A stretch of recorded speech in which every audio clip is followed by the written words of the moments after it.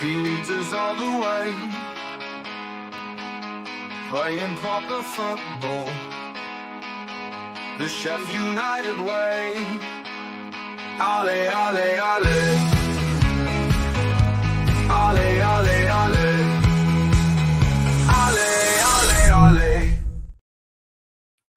Welcome to the Sheff United way. How are we all doing out there? I am Nick, and I am reacting to yet another Blades win, yet another game where we have not lost. The unbeaten run still going, guys. Let's keep it going, baby. Yeah, I'm just buzzing tonight, as you can see. I don't use the word baby a lot in real life, but tonight it feels like that night. Yeah, I'm buzzing. Obviously, the Blades have just gone and beaten Hull City 2-0 away at the MKM,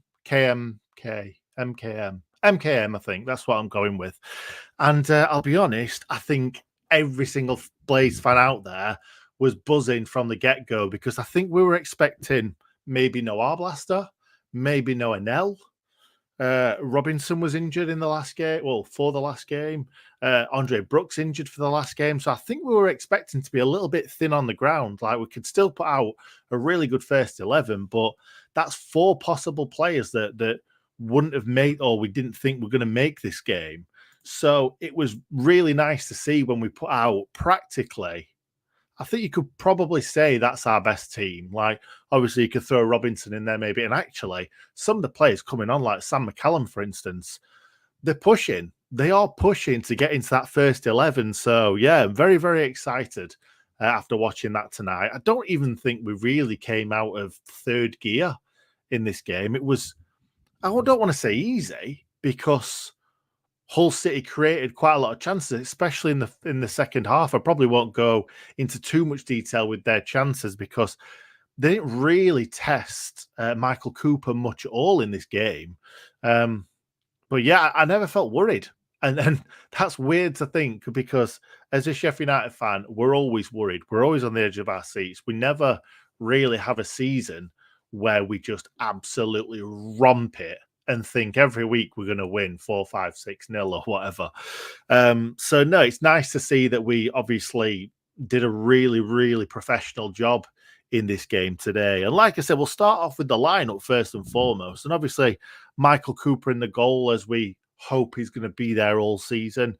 Suter and Enel, obviously expecting Enel possibly couldn't make this game, but he did. And it was great to see. I thought the full back line was brilliant today. Michael Cooper made some fantastic saves when he had to, like tipping them over the bar. There was a free kick in the first half that kind of wobbled a little bit. There was a couple of overhit crosses that he had to tip over the bar, things that he had to come out for that you'd probably expect someone like Ivo Gerbic would be flapping out or not so sure about. I never worry about Michael Cooper. And he's obviously going to make mistakes in the season. Obviously, all goalkeepers do, even the best ones. But I just don't feel nervous. And his hands look massive. He's got like the biggest gloves in the world. And it just feels like every ball that's coming towards them gloves are just going to get swallowed up by those gloves. It might be a bit of a placebo effect sort of thing, but it does feel like those gloves aren't going to let anything out of them. So yeah, another really, really good game for Michael Cooper tonight. The back two in Suter and Enel, I thought they were, I just feel like at the start of the season or just before we brought in Suter and maybe even before some of the other signings come in, like Kiefer Moore, but I thought we were really going to struggle at the back this season with aerial balls, shall we say. I don't particularly think Gilchrist really fills me with loads of confidence in the air. But Suter and Enel, they just eat up every single ball that comes into the box. Like, I'm not even sure they've missed a header this season, those two, when they've played at centre-back together. I thought they were great. And obviously they're going to get caught out at times, like all centre-backs do, especially Suter with how tall he is and how big he is. He will get, at points, the ball played in behind him and he might get caught. But for the majority of this season, if those two start at centre-back together, I am not worried in the slightest. I thought Gilchrist had a really, really good game tonight as well. Really good on the deck. Good at getting back and muscling in and getting last-ditch tackles in. And I thought he was I think he's just getting better and better with every game. I don't see him as a centre back. This is the thing. I don't know whether he just looks tiny compared to Suter, but I just don't see him as a centre back. He's done really, really well at right back, but the reason why I'm saying that is coming through the youth team, he was a centre back, and obviously Chelsea, when he's played for them, have played him as a right back. So maybe it's nobody grows up to be a Gary Neville, so maybe he's a centre back that ends up going right back eventually. But no, really liked him tonight. Harrison Burrows again, very, very solid performance. I'm not going to go through all the team. I'll do that a little bit later. Let's talk about some of the things that happened. First and foremost, like their manager, that Kappa jacket or Kappa tracksuit top, shall we call it? It just feels like my childhood, really. I had something like that. And I think I remember me asking for Kappa stuff from my mum and dad growing up constantly. I loved the Kappa coming down here, and it just felt really nostalgic and really retro from their manager. Obviously, it's their kit manufacturer, but no, I want to see a Hull City kit with the Kappa all the way down. Yeah, it's just vibes. It's just 90s vibes. Anyway, let's start from the 13th minute, and I'll be honest, people that haven't watched the watch along won't know this, but I'll just quickly run you through this one. So I joined Chad for the watch along. By the way, watch the watch alongs; they're fantastic. I joined Chad for the watch along before the match started. Not automatically, by accident. They must have changed where the button is, but by accident, instead of leaving the stream and letting Chad carry on, I by accident clicked end the stream. So we had 250 people in the stream going strong. Everything's going great. I joined Chad just to give him a little backup. It was fantastic. And then I ended the stream. And for the rest of the time, I think it probably was at maximum 40 or 50 people in the stream. So yeah, I'm really sorry, Chad. I've absolutely messed it up there. I messed the YouTube algorithm up, but we've got 415 people in the stream right now. So thank you very much, everybody, for joining me. So let's get on with it. So for the first 12 minutes, I was just worrying about the fact that I'd messed up the live stream for Chad. But in the 13th minute, like I said, I wasn't really concentrating at that point because I was just like, oh my God, what have I done? I've ruined everything. But we get into the 13th minute. Hull get the ball wide in a really, really good position. And they got in behind us a few times early on in this game. That final ball just wasn't there for them. I don't know what it was, but they got into the right positions. They just froze when it come to the final pass, final cross, final ball into the box, final shot. Everything just did not work for them. And in the 13th minute, they got in really well down that left-hand side. We were all over the place, all at sea. The ball eventually comes into the box where he probably could have picked the ball up and just ran towards the goal, being really direct and had a shot. But he didn't. He kind of pushed himself out wide and then put the ball into the box, which I think it was Suter that just stopped the cross coming in. And automatically from that, I think he went out for a corner. The ball gets played backwards. I don't know why, all the way backwards. And their furthest player back, dillies and dallies on the ball. And that boy, Callum O'Hare, is onto it like a shot. He's not the quickest, but he certainly got it upstairs. He's certainly on that. He knows what's happening. He's watching the player twist and turn. He's like, I'm going to nick this ball. I'm going to nick this ball. And he eventually nicks that ball. And he runs the length of the pitch. Like I say, he's not the quickest of players. So he's not going on his own. He's got Raksaki to his left. There's a man in front of him, and Gus Harmer is just sprinting like a train down that right-hand side. He wants this. He needs this. This ball's ended up in the back of the net one way or another, and Gus Harmer will be that man. And I don't know whether it's just the fact that Callum O'Hare knows Gus Harmer more and probably trusts him more than Raksaki. But if I'm being honest, I thought that ball should have gone out to Raksaki. He doesn't particularly play a great ball to Gus Harmer. It's in his path, but he's got loads to do still. He drives with it. He drives with it. Their defenders are getting back, and it looks like he's pushed himself kind of too wide. And then what a finish into the bottom corner from Gus.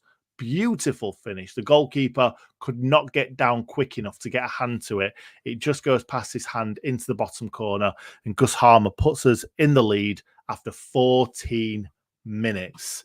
It's beautiful to see. Beautiful. And that's kind of, we were the better side, by the way. Sponsored. There we go.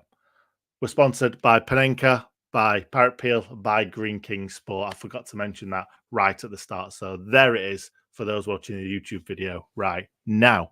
But yeah, it's fantastic going 1-0 ahead in this game, especially how poor Hull have been all season, or the fact they just can't win a game of football. And I couldn't even draw a game of football tonight. They were nowhere near, for me, scoring a goal, other than obviously the one that hit the crossbar and nearly went in. So yeah, they had lots of chances in this game, but just could not find that, like I said earlier, that killer pass. In the 16th minute, Gus Harmer goes down the left-hand side. He kind of skips over somebody's legs, gets down that left-hand side. He's creating everything here, Gus. Kiefer Moore makes a dash to the front post. The defender's not spotted him. So Gus is just about to lay the ball on a plate at that front post for him. Kiefer stops. And it's almost like he's lost that instinct. And it's like he made the right decision in the first place, and then almost like doubted himself, second-guessed himself, and then kind of checked his run, and the defender had gone, and Kiefer had stopped. And Gus played the lovely ball in at the front post that the defender cleared away. But Kiefer, I think he just needs a little bit more game time. I know he's had a fair few games up to now, but he just needs a little bit more experience in this Blade side, and just needs to get back to firing, because that's an instinctual thing as a player, as a striker, to go for that. And he did the right thing, but then just kind of doubted himself for a second, which was not what you wanted to see at that moment. In the 24th minute, another Kiefer Moore opportunity. He breaks away. He's in his own half. The ball's played through. I think it's a Hull City defender just tries to throw themselves at it. Kiefer makes a brilliant run, and he's through 1-on-1, but he's still got almost half a pitch to run on his own, and he's not the quickest of lads. He's got some Hull City players absolutely breaking their necks to get back. And he doesn't think he's got the pace. I think he can go on his own. I don't think he needs to come inside. Or he can be running, pretend like he's going inside, and continue his run, because their defenders were all at 6s and 7s. And I think if it's just a little bit of a feint, he's away. But he tries to turn back inside. It actually isn't a terrible move from him, because he cuts back inside. I think he kind of telegraphs the fact that he's going to back heel it to Callum O'Hare. Again, that's another little bit of that not quite match sharpness, because if he's kind of a little bit more confident in his mind, he maybe pretends to back heel this and carries on himself, and he'll send the defender the other way.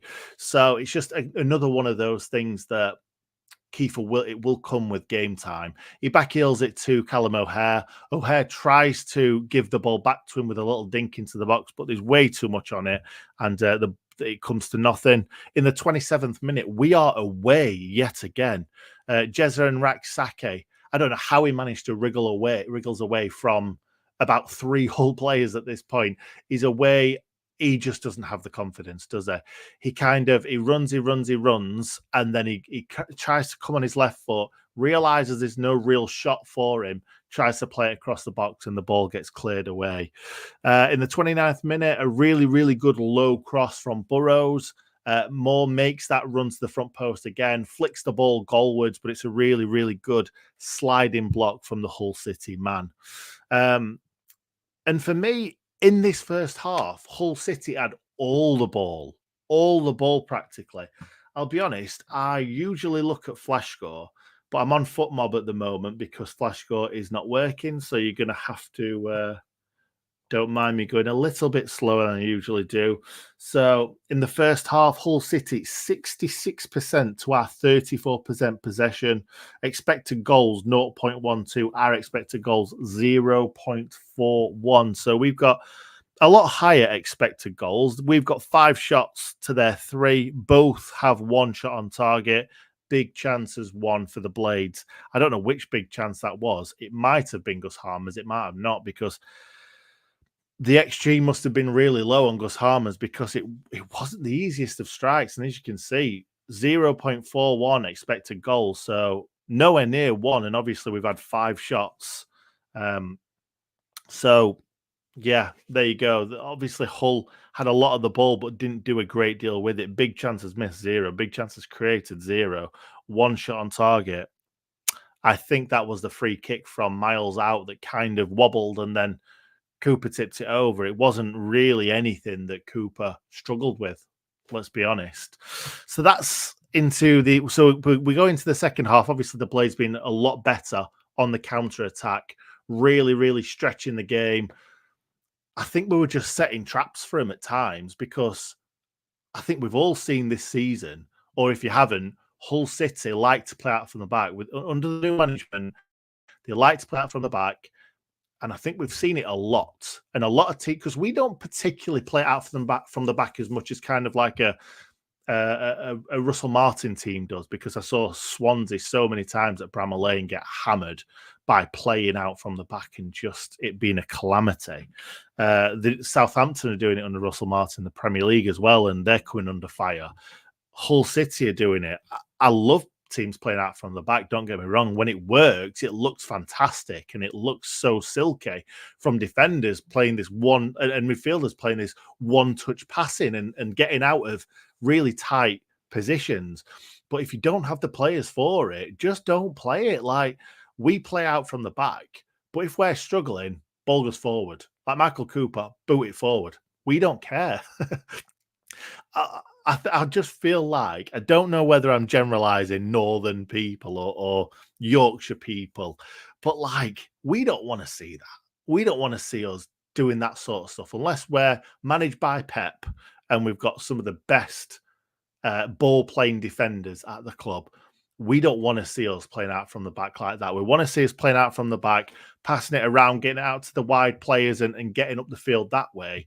But if it means that we're going to be conceding goals, like, I'm not saying that our first goal came from them playing out from the back, but it's them messing around at the back, getting caught. And they got caught quite a few times in that first half, and actually got caught a few times in the second half as well.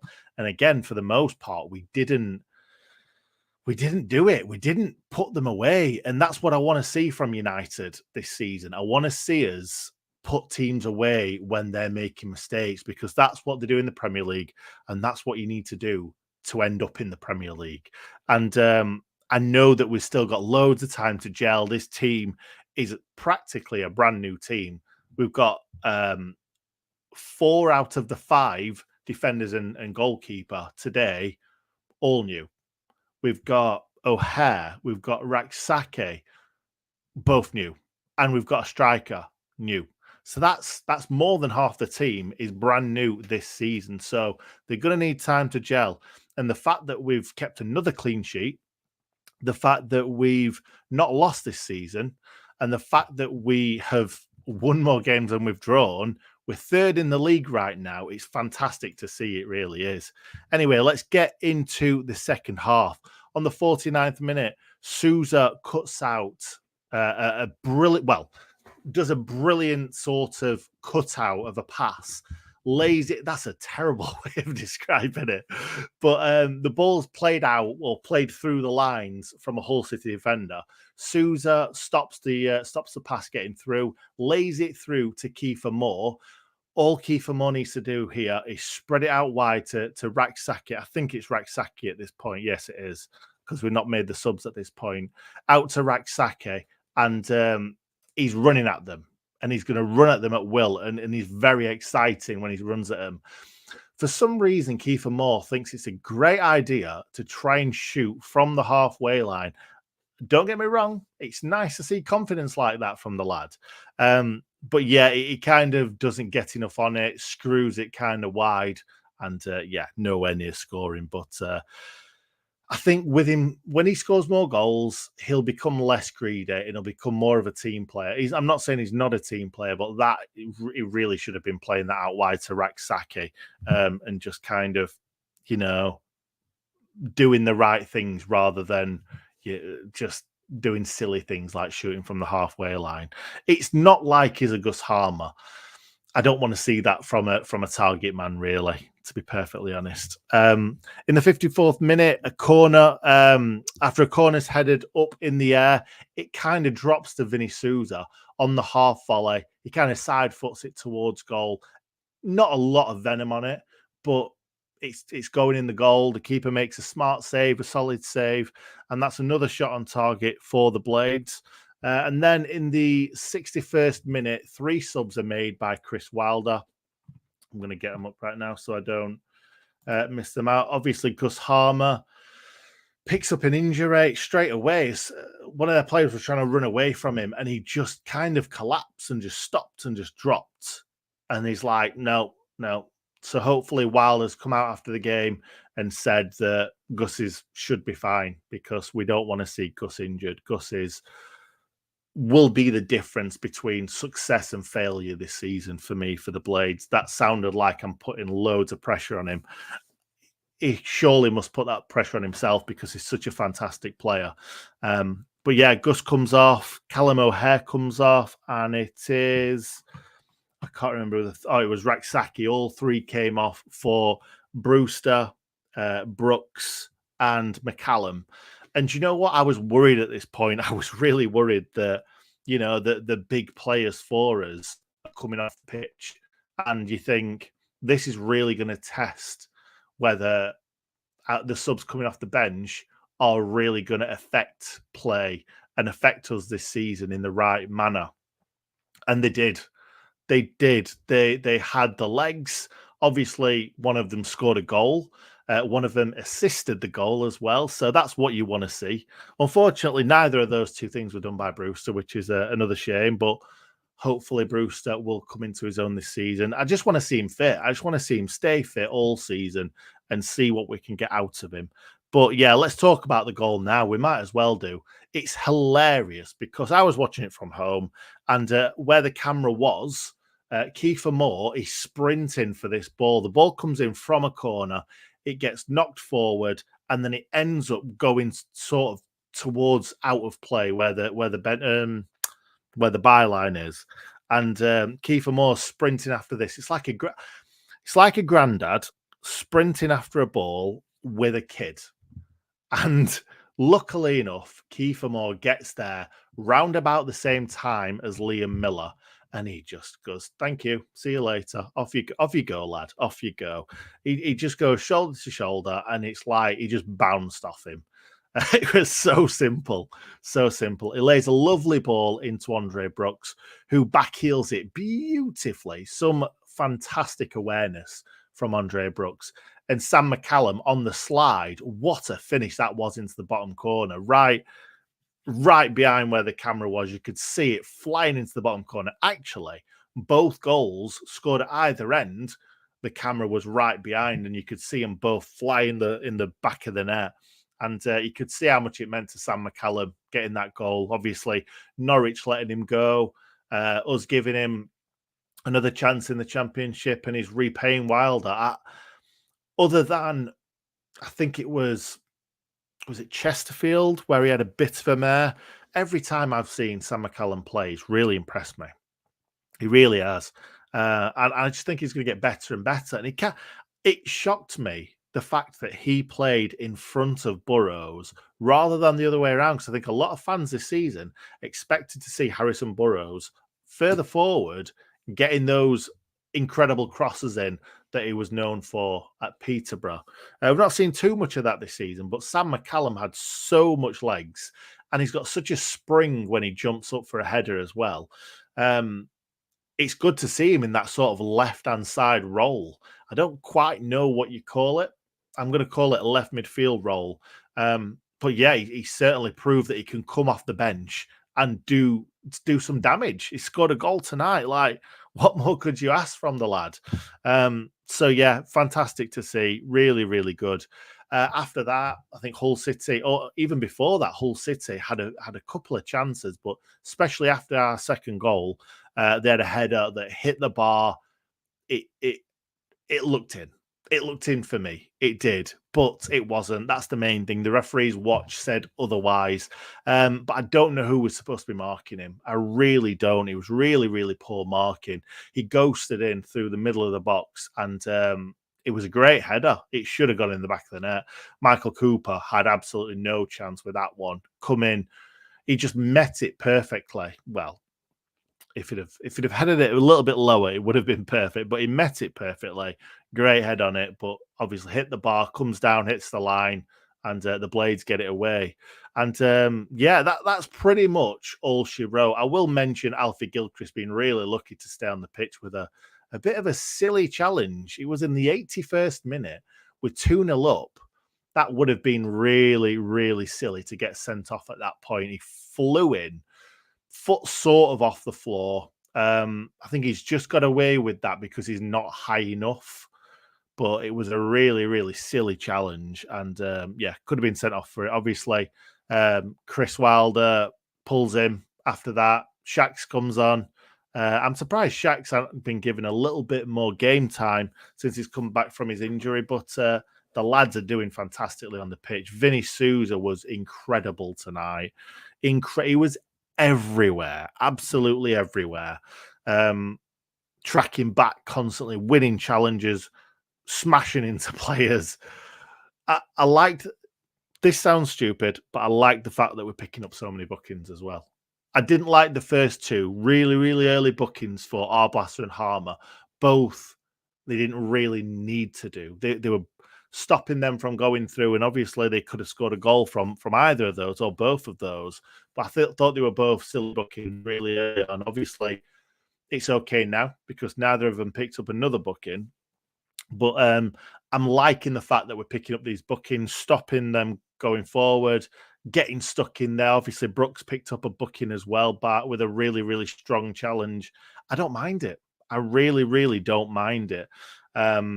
Because it means that the players are obviously putting it all in. When Miller bounced off Kiefer Moore for our second goal, Miller was a player that all our fans were just raving about and wanting. And I think as soon as you watch some of his sort of YouTube highlights, you think he's a great player. And I'm not saying he's not a great player. And obviously the size difference between him and Kiefer Moore is like David and Goliath. But at the same time, if that is a Blades player, let's just say Ollie Arblaster, similar stature. Is there anyone else that I can pick that's Brooks? But I think Brooks is a little bit taller, maybe a little bit more to him. Not sure, but like if any of our players would have gone up against one of their big lads and not even put a fight up, because like, yeah, you're going to get knocked off the ball, but it just looked like a child against a fully grown adult. And really should have been at least trying to put Kiefer Moore on his backside, even if he wouldn't have managed to. But I would have expected a Blades player to put more of a fight than that. But yeah, he didn't sign for us, and I'm fine with that. So anyway, let's leave it there for the podcast. Thank you very much for everybody listening to me ramble on about this game. Now we'll go into the comments, guys. Thank you very much for being with me. Make sure you drop a comment so I can go through it and give you my take on it. Stephen E, mind the gap. I said to one of my mates who was a Wednesday fan, we've given you enough time to kind of, get above us and stay above us. We've given you -2. Given you -2. Wednesday obviously won the league after the first game. And then since then, I think it's going to take him another 10 years to get above us now. I can't see Wednesday getting anywhere near us from now until the end of the season. So, yeah, it's fun to see. It really is after their fans going crazy after that first game. Just so comfortable without ever reaching second gear. I said we're stuck in third gear. But if you're going first gear all the way, I'm fine with that too. It's going to be a great season. It really is. Let's hope so. Brooks was brilliant. It was nice to see Brewster doing well. I prefer him to more. Do you know what I was thinking in that game early on, or not early on, sort of halfway through the first half, let's say, we needed a little bit more pace. And I think he played well, Kiefer Moore. I think he held the ball up really well. Quite a few times the ball came to him. He held his man off, chested it to one of our players. His touch looked really good tonight. It's looked better than I've seen it up to now this season. I think he just needs that final little bit to his game, sort of like that little bit of confidence or that final pass being a little bit better. But I think he was loads better tonight, Kiefer Moore. There were a couple of silly decisions that he made, but no, I thought he played really well. And now we stand with an L. Hopefully tonight has put him in a better mindset, shall we say, because Anel's been really struggling recently. And I hope all the fantastic away fans that went to Hull tonight gave him such a lot of love, because he's not had that much love from many different areas of his life recently. So let's us make his football life just fantastic. Brilliant win, excellent performance from Gilchrist. Absolutely, Gaza. Come on, you Blades. Cracking away win from Mike. Great 3 points when we weren't 100% today. Completely agree, Jack. We weren't. We didn't, as I said earlier, we didn't get out of third gear. Great 3 points up the Blades from John Wallace. Moore held the ball up brilliantly. There you go. That's what I've just said. I don't think I've given him the credit tonight. I've criticised a lot of what he did tonight, Moore, but I think Moore had a really good game tonight. Like I said, barring scoring, I think he did a hell of a lot right tonight. We have some good young players who are stepping up to the challenge. Gilchrist was having a great game until that challenge. Yeah, a bit of a silly challenge. Quality by Blades. Fans for an L at the end of the game. That's what you love to see. I didn't see that or hear that, but loved it. Clean sheet Cooper. He's so super. I'll let Hal have that one. I don't want to let him have it, though. I don't want to let him have it. Happy to see Ahmed Hodzic smiling at the end. John, you are giving him his full surname. Fair play. Easy this league. I'm going to just say that. And L applause at the end. You could tell that meant a lot to him. I wish I were there. I really do. Gilchrist, my man of the match. Absolutely getting better and better with every game, Gaza. Dunno 257. Harm at different class. Best signing of the season. Keep him.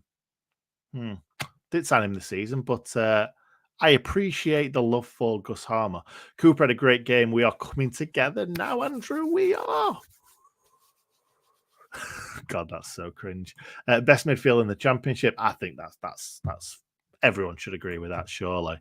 Hull's high risk attacking approach was so well managed by the Blades. Yes, Chris Simpson, you are absolutely right. So you sabotaged Chad. I didn't sabotage Chad. Like, why would I do that? I want Chad to do well. It's my channel. No, I didn't mean to sabotage Chad. I love Chad to bits, and he was doing a fantastic job, and he carried on to do a fantastic job despite me. Good result, but there's a hell of a lot to come from Dem Blades yet. Too right.